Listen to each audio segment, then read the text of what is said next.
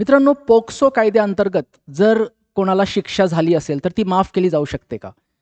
एक महत्त्वाची केस, एक लँडमार्क जजमेंट ऑनरेबल सुप्रीम कोर्टाने दिलेलं आहे, मुरुत पांडी व्हर्सेस स्टेट.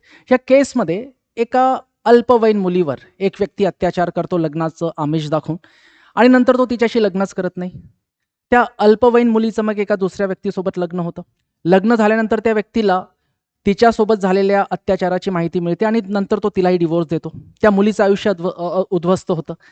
आता ह्या केसमध्ये मग तिचे वडीलधारे व्यक्ती, घरातले, गावातले काही सज्ञान व्यक्ती हे मिळून त्या पीडितेचं लग्न पुन्हा मुरुत पांडीसोबत करतात आणि आता ती पीडित मुलगी सज्ञान झालेली आहे किंवा तिने जे मायनॉरिटी एजमध्ये ती आता येत नाही.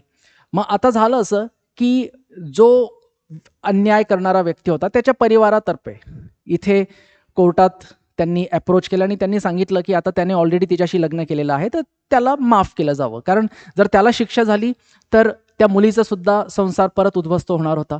याच्यामध्ये ऑनरेबल सुप्रीम कोर्टाने एक लँडमार्क जजमेंट दिला आणि तो असा होता, की पोक्सो अंतर्गत जरी त्याच्यावर कारवाई झालेली होती, त्याला शिक्षा भेटणार होती, तरी त्याची शिक्षा इथे रद्द केली गेली. पण सुप्रीम कोर्टाने इथे हे स्पष्टपणे सांगितलं, की फक्त लग्न केलं म्हणून त्याची शिक्षा ही माफ केली गेलेली नाहीये. ह्या निवाड्याचा संदर्भ हा फ्युचरमधल्या कुठल्याच केसमध्ये वापरला जाऊ शकत नाही. ही एक रेअरेस्ट ऑफ द रेअर केस असेल आणि याच्यामध्ये वापर जो केला गेला तो होता आर्टिकल 142चा.